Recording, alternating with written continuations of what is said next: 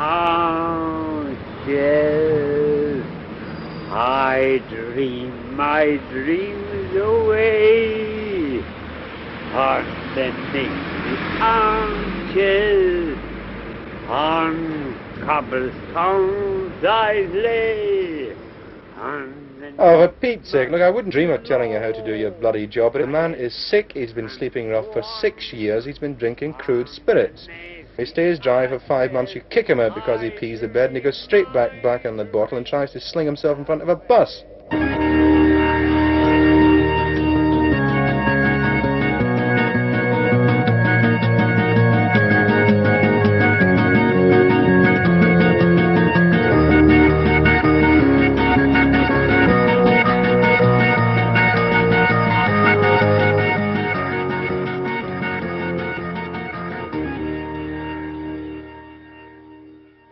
Well, this is it. This is our pad, which you get in the GLC at £1 a week.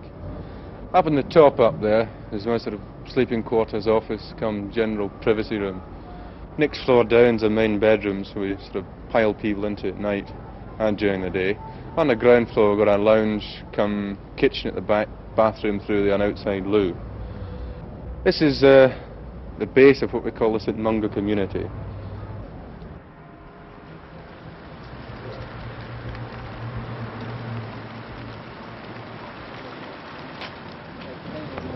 What we do is this.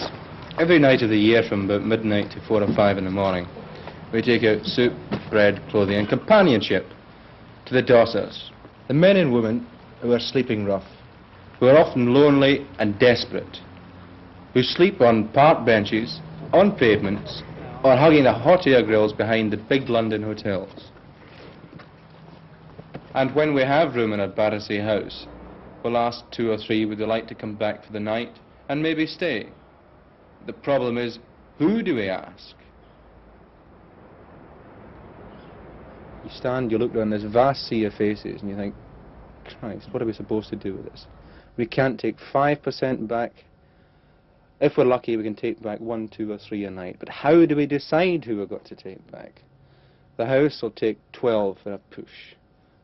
Some nights we've got 19, 20, 21 in. We ram them in, we shove them in, we sit them in the bog all night, we put them under the kitchen table, we fill the lounge up, we pack them in. But what we try and look for is 2 different types of people. One, a short-term overnight individual. The second is long-term, which is the older fellas, the people who have been out for 5, 10 or 15 years. These we slowly build up relationships with. The proof of the pudding's in the eating. It does work. This is because, as I said, they come and they go because they're suspicious. They can't suss you out.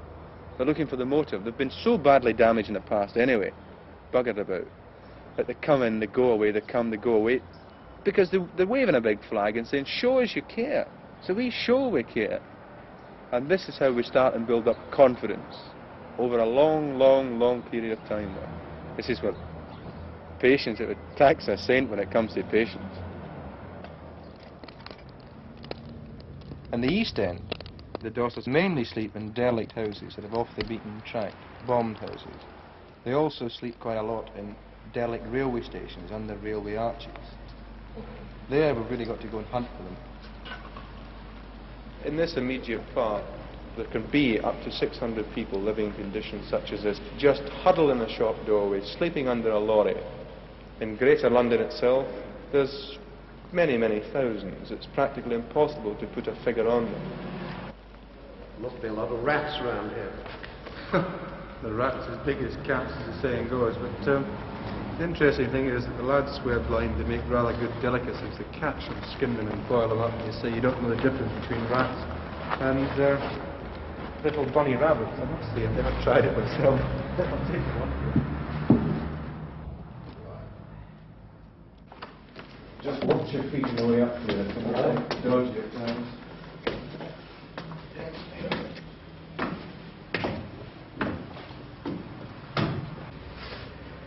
Pathetic, pathetic bed. People actually sleep in this. You know, where are we going wrong? You know, these are human beings living in a surrounding.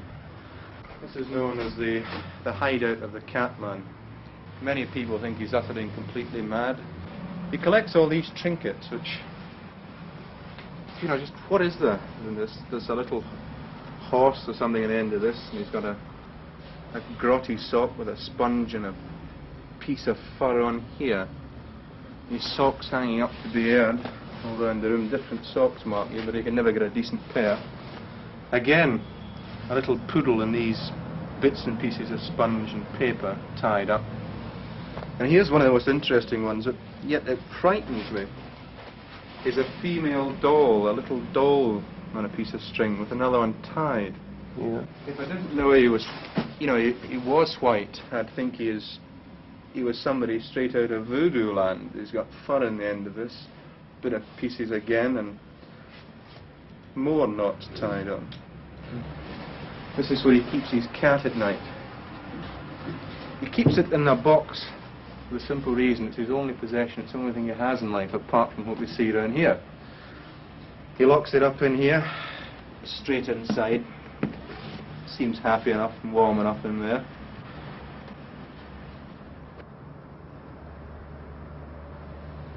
I think we'll get out. It just depresses me every time that we can move on.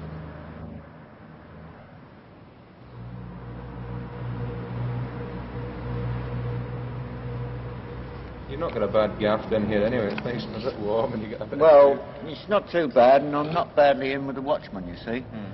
If the watchman said anything about me, I wouldn't be here 2 ticks, but he doesn't. He keeps his trap shut. That's it, but don't run away with the idea I'm forced to stop here, because No. I'm not, but I'm pretty comfortable here for a while. There's a ton of old houses up in Hackney I can move off to if I want to. I'm not forced to stop around here. A friend of mine said last night I'd be banging trouble if I had to move out of here, but I wouldn't. How long you had old Tiddles now? Tiddles, I should think about 6 months. Nice. Now what about your family? There was only about 4 in my family, and they all went various ways. One of them died. The other one went to the madhouse, and I left my father's house about, I should think, somewhere in the region of 20 years ago, and never to return. Do you ever see any of your family now? No, I don't go anywhere near them. It's about, I must have been, I think the last one I saw was my aunt. She's probably living in Morning Lane in Hackney, but she's dead now. She'd be 90. She could be alive, but she's too old. And the last one I contacted was my aunt. That was in Morning Lane, Hackney. That must be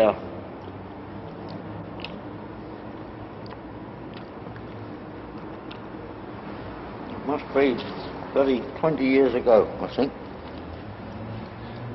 How would you ever feel about coming back to our place? You know it's pretty rough and ready.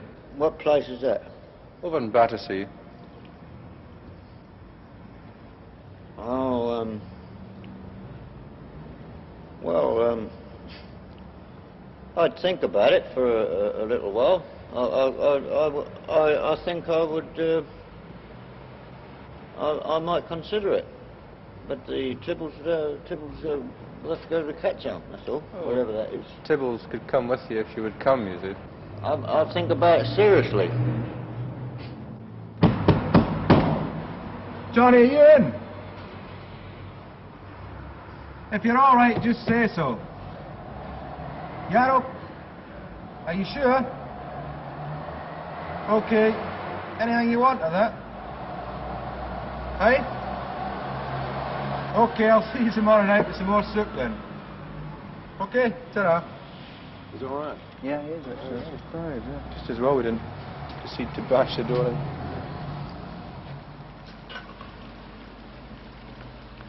Can you tell us a bit about yourself, Michael? You said you're Irish, aren't you? Yeah.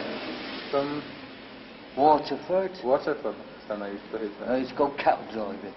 In Ireland? No, in this country. Yeah. In the West Country, you see, Somerset. Down that way? And at that time I could drive a lorry and haul cattle. Yeah. My lorry was sitting there and I had to sell it, get rid of it.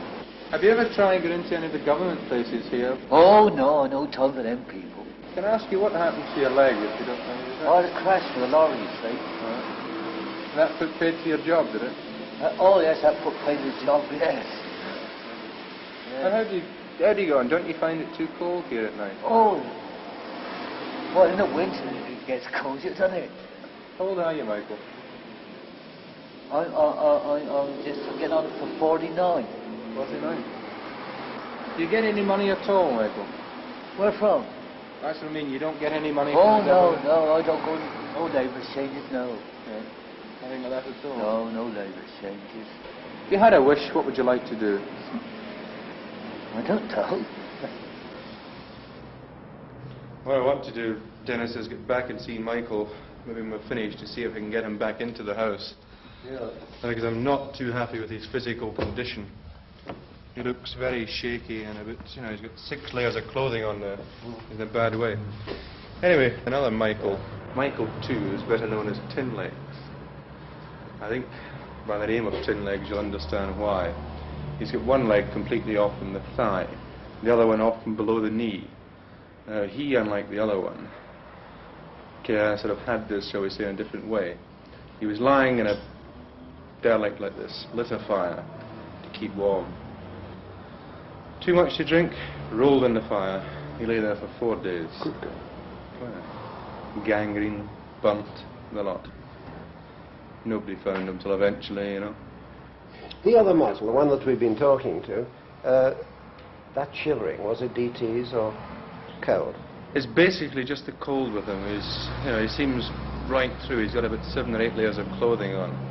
But he's 49, as he says, and he looks about 79. This is basically probably the start of bronchial pneumonia. That's why I want to try and get him inside, because he's physically in a bad way. Get him and get the doctor to have a look at him. We'll give him a bit of a rest, then we'll have a chat to him after. I think you'll be amazed when you see the difference. He'll stiffen up completely. He won't be the same person, because you remember how chatty and free he was under the arch, and he's home ground. Wait till you see him when he comes in here. When he chats to us, I think you'll get the impression that he feels he's in nick. Michael, now that you've had a chance to settle in, how do you feel now? All right, thank you. Feel a bit better, do you? Thank you. How do you feel? I mean, do you... Oh, God, all right, thank you. Can you tell me when you were out, was there any sort of worst moments that you've had over the last few months or few years? Beg pardon? Have you had any bad moments over the No, last... sir. No, no, sir.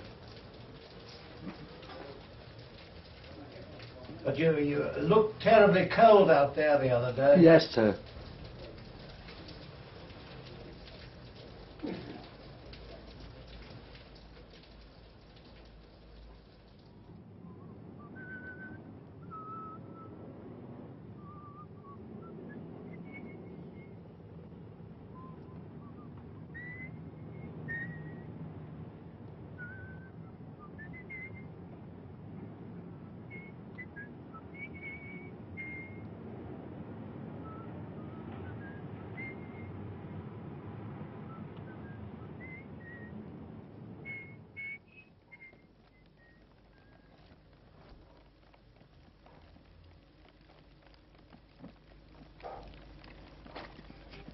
At present, there's 3 full-time workers, plus some 400 or so part-time volunteers who come in once a week or once a fortnight to work on the soup run. Charmian, she looks after the younger type of person that comes into the house, mainly junkies. That's her specific domain. She also does the statistics and looks after the various records which we must keep.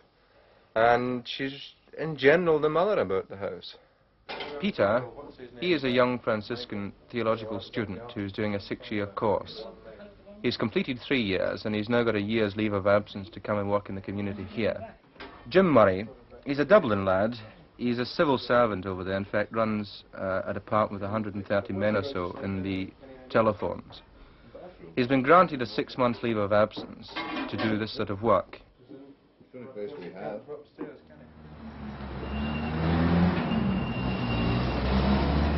At present, we run the whole caboodle, the house, overheads, everything, for about £31 a week, which is feeding the amount of people we feed outside, inside and everything else, which I think is all right. But to be fair, there's sort of things that's happened to us, nice things. We had one battered old van at the beginning. It really was decrepit. It was in its last legs, and we're terribly worried about this. Lo and behold, we got a phone call. The managing director said, heard a lot about your community, and we would like to give you a van.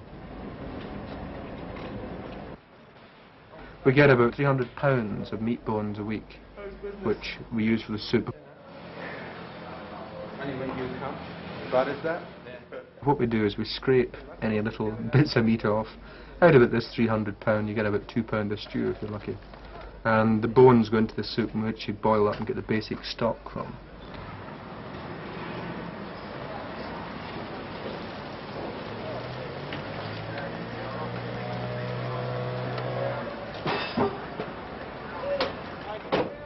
Another time we were really down, you know, broke as usual. Lo and behold, someone's offered to pay my petrol. So that's about £9–10 a week. Same, we hadn't any bread to give out to the lads. Again, turned up. One of the largest bakeries in London. It gives us used, you know, sort of damaged bread. About 900 loaves a week. So we don't take wages out, we take 30 bob a week pocket money out, which is on par with any residence we have. But we've got the thing, if we're broke, we just sit and say, right, you know, that's it, we're broke lads, what are we going to do? We've been down to the last loaf on the table. Of course, faces in the house are changing all the time, but I'll tell you a little about who we have in the house just now. Daisy we found under the arches at Charing Cross Station one morning, which was peeing down the rain, in fact, at 3 o'clock. She is 81, which is quite an age. Old Ted, we found some time ago under the arches. Once he came in, we could see he was very withdrawn and very lonely. If you met him outside, you would just think he's just a bum, a dropout. But when you search, you start and find out he was a jockey. He was a good jockey. Who did you race with? Any of the great classics? Yes. Jack Anthony, Steve Dunning, Carsley. Did you? All that people. What did you do with all the money you made? I bought my daughter a house. Yeah. Well, that wasn't from the well, was it? Yeah. Well, you don't drink, do you? No. Just bet the GG's still. Not now. Well, no, not now, not now. Oh, like. Then you find he's had a bad accident. He's got a gold plate in his skull. After further medical examination, you find he's a diabetic. But the main thing is, Ted was a jockey, Ted is a jockey, Ted loves horses. He has an identity. What was the most important race you ever won? Oh, when Middle Park played on the flat, and won the Sefton Steeplechase at Liverpool, third in the Grand National. Doris I've known basically for about 3 years now. She was sleeping rough, hanging around Charing Cross Embankment. What is it you're doing, Doris, just now? Well, I want to reduce things, you know, the clothing, because I haven't had time, you know, with working. But what about your mum? You used to talk a lot about your mother. Yes, well, she's still away at the sea. My sister is looking after her. A place near Portsmouth called Selsey. Mm-hmm. And she likes it by the sea, but like her sister is at Muswell Hill, my aunt, really a favourite aunt, but I think she ought to live with her, but I wanted to get straight, and but I felt that didn't look very well, and I'll go down there. Well, now, with helping you here, you know, I don't want to go all that distance, but it would only be to see them, really. Do you remember very happy times? We lived a sheltered life, really. My mother did a lot of embroidery, you know, as regards hobbies, and I've done a lot of leather work, and really lived at home mostly. My sister liked going to dances, but I only thought about reading, really. Then there's old Bill. He's someone I've taken to immensely. He again was picked up in the soup run, came in, 74 years of age. First thing he said to me when he saw me is, I want to work. I must get a job. I've worked all my life, I'm not going to stop now. Beautiful. And we got him a job in a convent, working as a gardener. and I'd blotted my copybook without a doubt with my friends. Although, you know, I could have gone to them and said, lend us 50 or 100, I'm going to start again. But I very much doubt whether they would have done then, because, you know, I'd boozed it all before. And now you're all set. I'm set now till I forget to wake up. You can see what I mean there. This is good news for the year. This is going to be used for all-night shelter. What we're going to do is whip all of this straight out, clean it all out, and get it ship-shape as soon as possible. So we've got a doctor. He, myself, and Peter will be coming in here. We're going out trying to bring lads such as we've seen, the Michaels, the Nicks, you know, the Catman, all these people. Bring them in where we'll attempt to assess them in here. There's a lot of them who are mentally deranged, who are just alienated from society, who aren't telling to drink, who just have been so buggered about by society and are so fed up with it. They don't drink. You know, they're just withdrawn. This is the thing. I mean, the Michael with his one leg, the Catman, they're not drinkers. They're just beyond the fringe of society. Society has nothing to offer them. You have at least a floating population of between 10 and 12,000. This is of the no fixed abode category. This isn't counting bed-sitter land. The isolationary people, there's probably 50,000 in London. You know, the old woman, the typical case of the old woman in their house with no one there. Or the young person who will come over from Ireland, come down from Scotland, and who will come here, will go into a bed-sitter, one stinking little room, they know nobody. You know, they get depressed, the pressure's forced in, they drop out.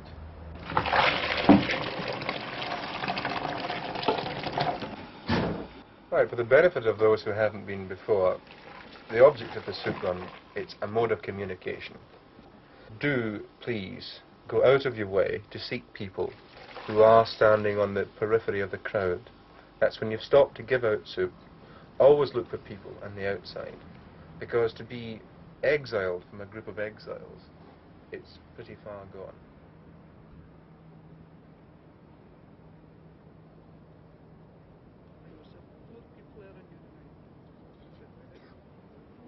The rest of them, they must have just drifted in, the others have drifted out. These other ways have came over, you know. Do you have any clothes out? Underpants.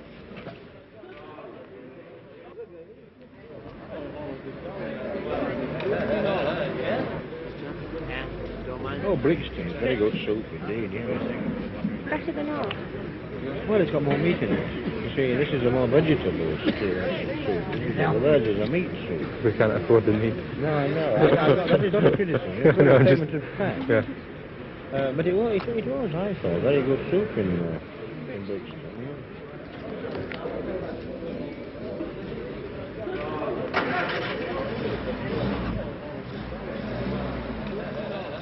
You know, I had a very large food company come on the other day who'd send out, you know, £40,000 a month to various overseas aids. They do this because, and quote from this important person very high up, we didn't know that there was people, we didn't realise that there was people sleeping out in this country.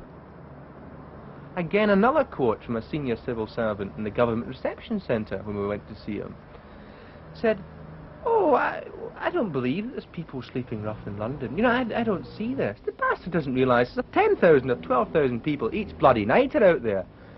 A society that can step over someone lying in the gutter. Human beings who walk to the other side of the street and don't want to know about someone lying there. The old woman that could be sitting dead in a lavatory pan for 3 days, the next door neighbour doesn't want to know. Is that a society?